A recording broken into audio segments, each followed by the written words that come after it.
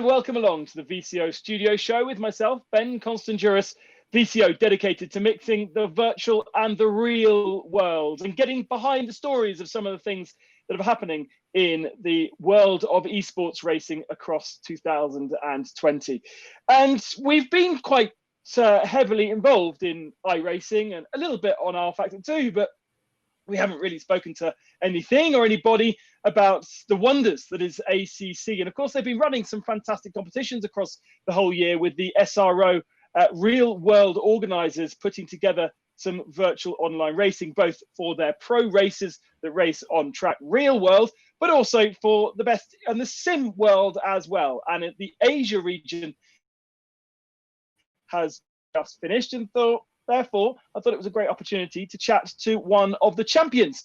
It just so happens that that champion is also a female. So we have our first female on the VCO chat show, and it is Philippa Boquida. Welcome along, Philippa. Thank you very much for joining us all the way across from Australia. Hello. I don't really know what else to say. This is a bit weird to me. I've never done anything like this before. So thanks for having me along. Just a bit of a chat, really. Just kind of like you were chatting to a mate. We are obviously talking about ACC today, a pretty new platform. When was your first moments of sim racing? When did you first get involved? This is sort of a weird one for me. So I started out with arcade racing games and whatever when I was younger, and I was sort of just, Need for Speed and whatever. Like even the first game I had that was on a Nintendo 64, I can't even remember the name of it. And just from there, I only just played Need for Speed really up until when I was maybe 14. And then I tried Gran Turismo for the first time and I really got into that, but I didn't actually race. I got into drifting. So that was all I did, and from there I just did drifting. So I had heaps of experience on sim racing games, but I did no racing. I just did drifting for maybe 8 years. And then at the start of this year, I actually started trying to race when I first did. And that was when I first got into ACC, because I'd never really tried it before. So it's a bit different, but. So you've literally only been on ACC this 1 year. What was the impetus to start this new process? I sort of just bought the game when it was on sale. And then I think it was, what was I doing? I was taking a break from, I actually play a bit of competitive Tekken as well. And I was taking a break from that, but I wanted to stream a racing game to a couple of my friends, and somebody came into the chat room and they offered me to go into a league, and I sat there sort of like, what's a league? Yeah. It's a bit of a, was completely new to me. I didn't know that was a thing for sim racing. So sort of started from there, and all of a sudden I just started practicing for 2 weeks or something for a race at Monza, and then my wheel broke. So that was a good start. And so you haven't been racing that long. What made you realize that you had speed against the other competitors to a point where you won a championship? I didn't think I did. I just kept practicing. There really wasn't a lot to it.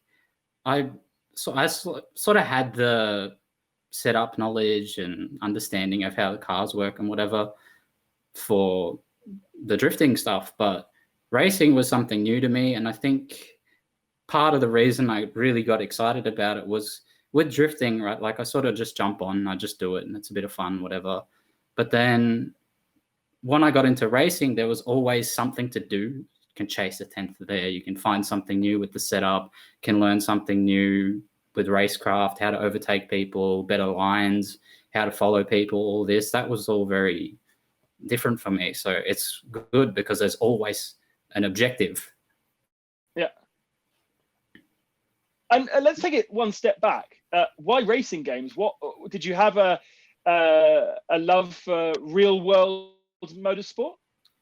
Not so much motorsport, but I just have loved cars since I can't even remember. My mum, when I was even said, like, she has this story she tells people, when I was 3, I recognized the BMW from like ages away, and like being in a regional town in Australia, BMWs were really rare at the time.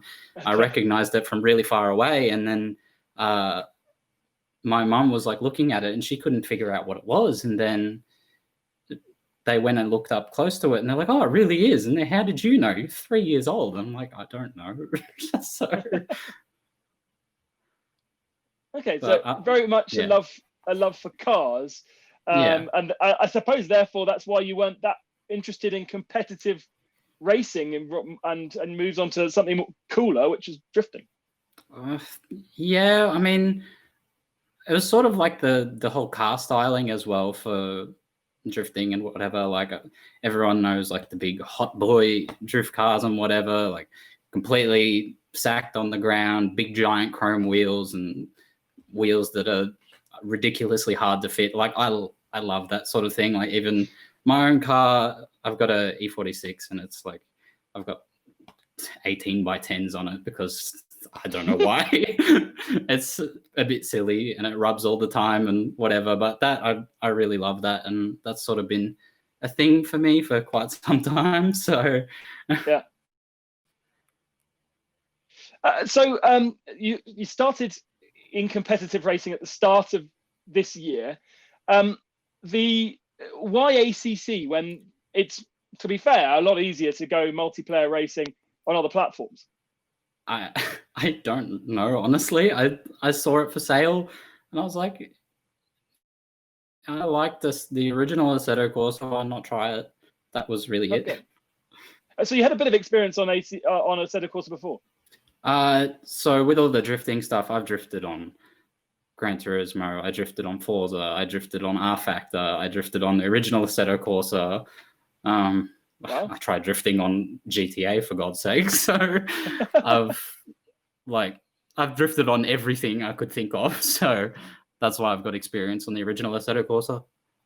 And maybe you should deep dive into a little bit more of this drifting thing, because it's not something that I think I've ever spoken about on VCO. You just go into the game like you would normally be doing some practice, but actually throw it around and try and get it sideways. And are there competitions for that? Yeah, pretty much. Like, at the start, it's like you sit there trying to learn it and whatever. But when you've done it heaps, it's just muscle memory at that point, and you just jump on, and it's a bit of fun, it's a bit of relaxation, whatever.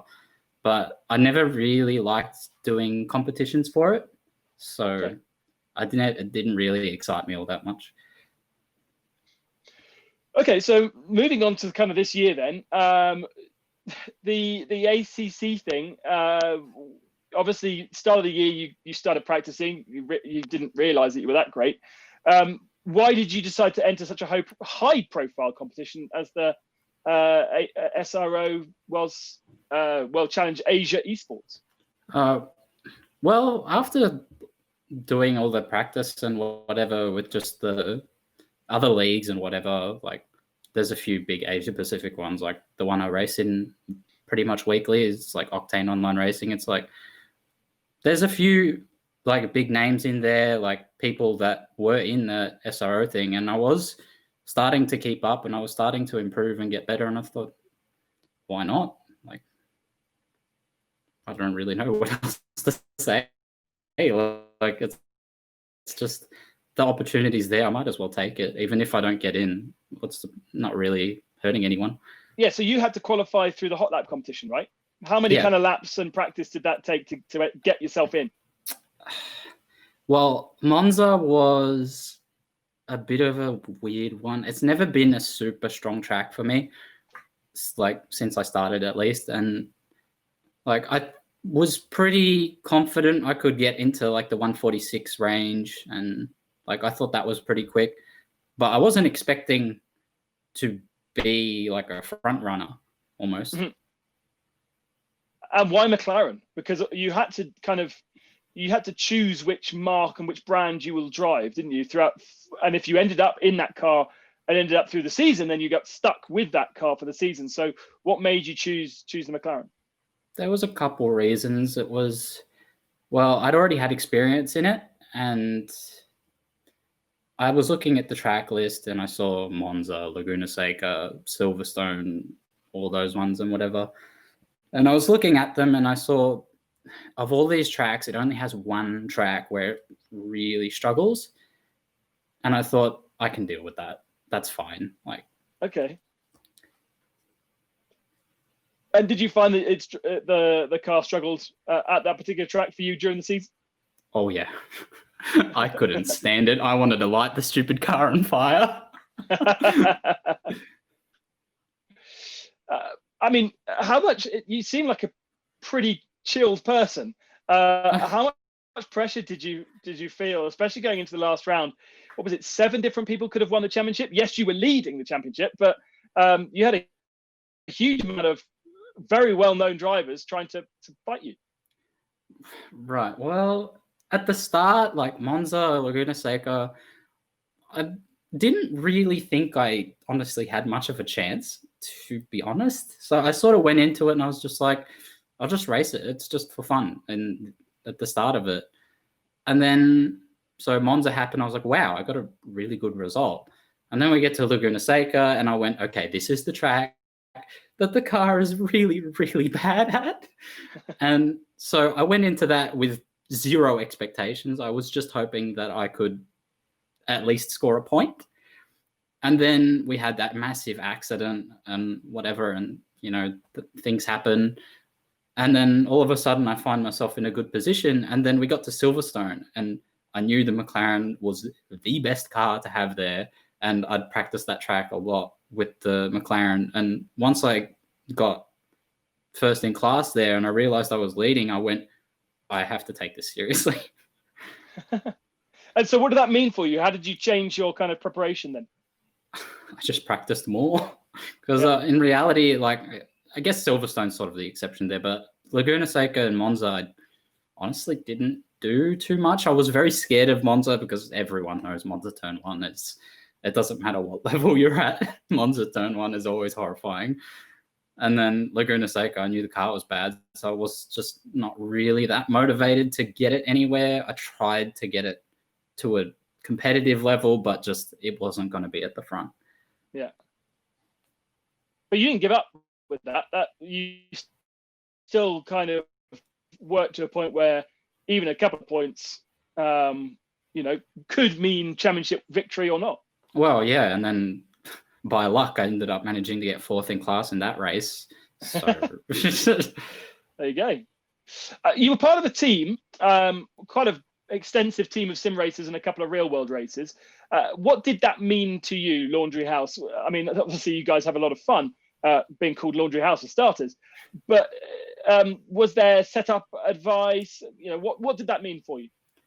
That was just a bit of fun for me. Just like people I know, just get to race with them under the same banner. And the thing is, for me, like, they're all more experienced than me. In reality, like, I think Peterson, O'Hara, Ferris, Stanley, I think they're all incredible. Like, I'm still learning from them today, and like Lawrenson and Terry and everyone as well. I'm still learning from all of them even today. And like, for me, it was just fun. Like, there wasn't really much to it. Like, yeah, we get set up help and whatever. We help each other out, sort of figure out tire wear and whatever. But for the most part, we're still running each for ourselves, but it was still as a team thing for fun. So with the success you had, champion in the AM category, I think, did you have to qualify twice? Because you got through on the first round, then you were kind of invited back because of your strong results. But did you, middle of the season, need to re-qualify again? So I had to re-qualify for Suzuka because I DNF'd at Spa. That's right. That wasn't a good time. Was that relatively easy to get back in? I don't want to say it like that because it sounds a bit whatever, but I kind of sandbagged the qualifying. Okay. I went in, I set a time, and I was like, I'm pretty sure no one's going to beat this. I was going to wait until the last day if I absolutely had to set a faster time, but nobody did. So, So, I mean, all of these, this performance, this eventual domination in the AM category, the ability to qualify so easily into the final round, your attitude towards yourself when it comes to competing at this level must have changed across, well, the Invitational was in August, so we've had a couple of months.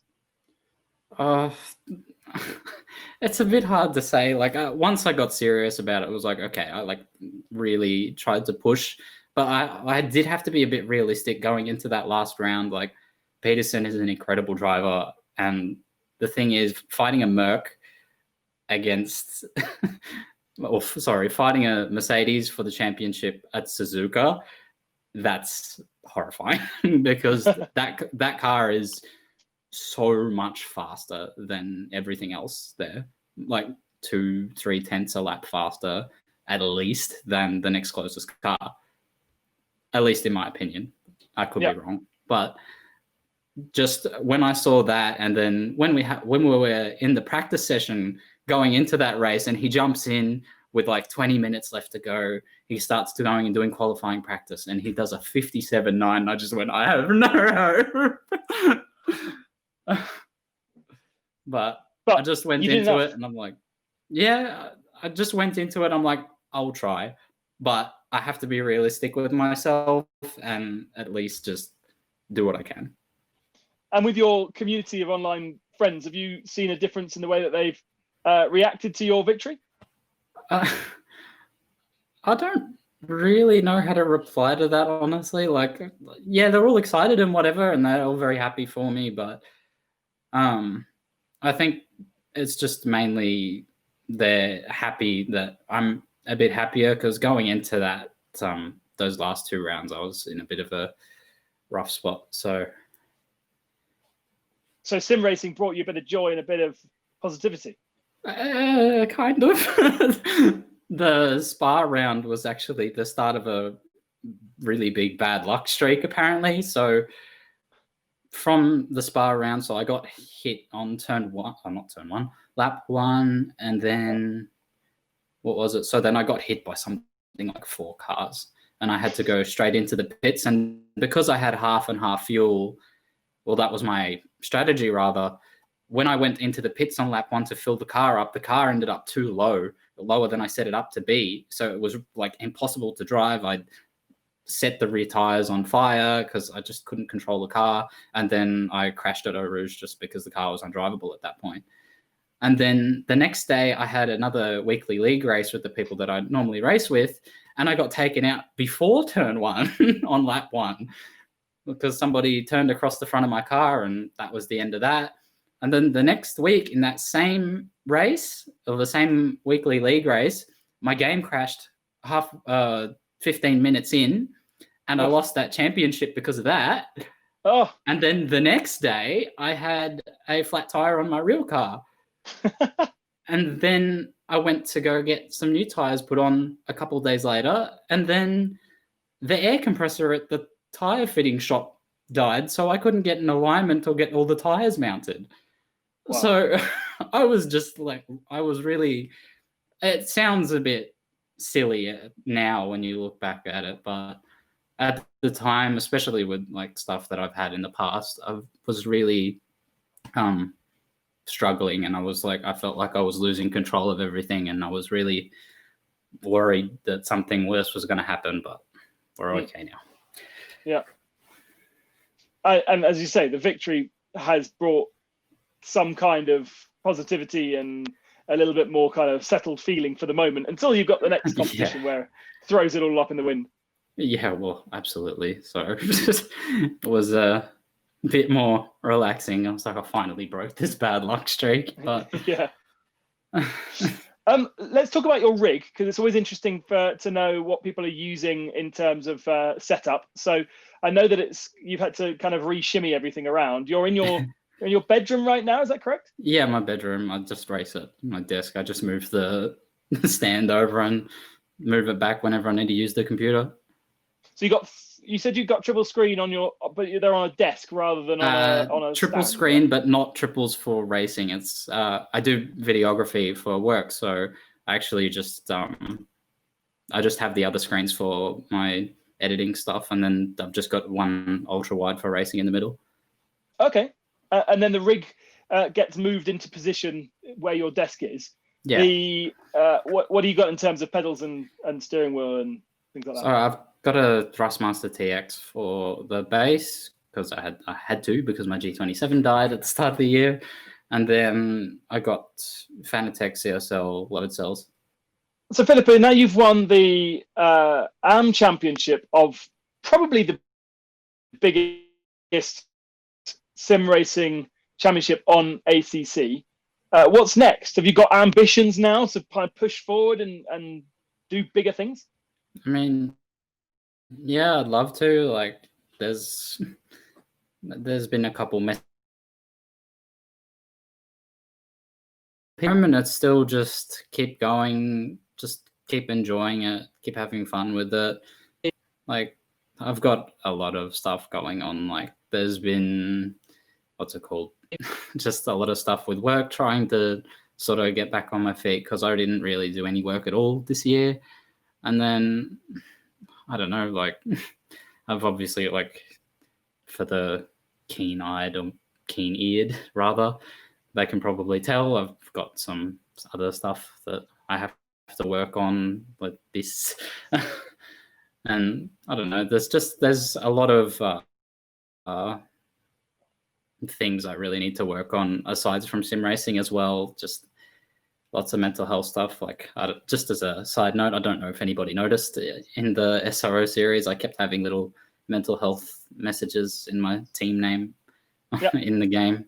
So just little tidbit for anyone who's wondering. Yeah, no, and as somebody also who suffers with that, and I know Jimmy is a massive advocate for that.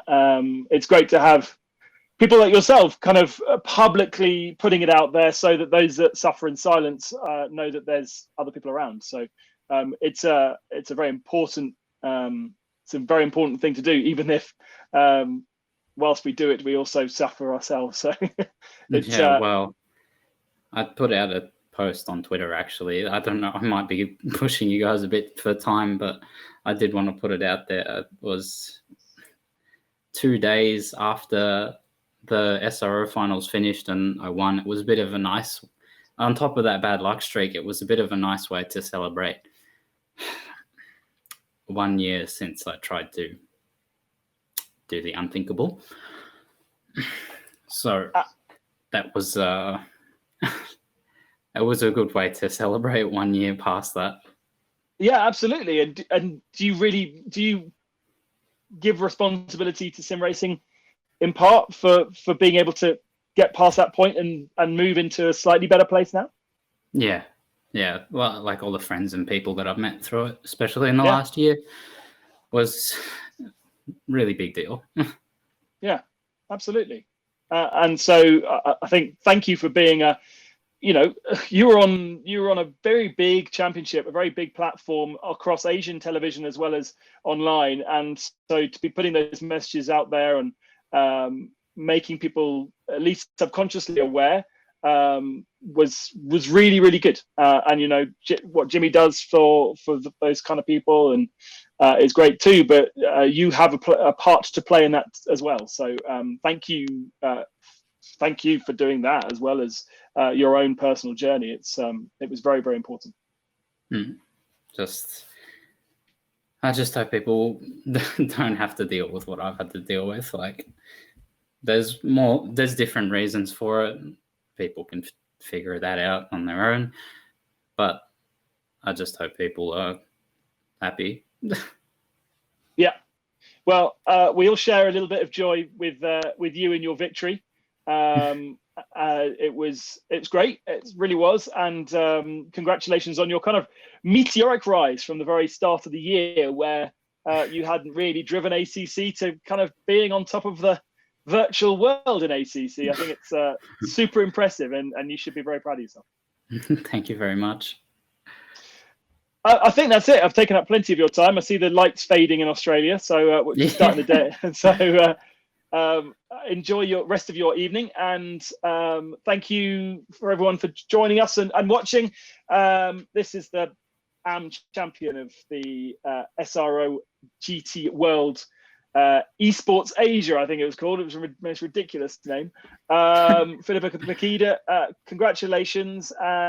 And I think we're going to take a bit of a break from the VCO Studio show for the next couple of weeks. Of course, it's time for the festive season. The VCO Simmies coming up across Christmas and New Year.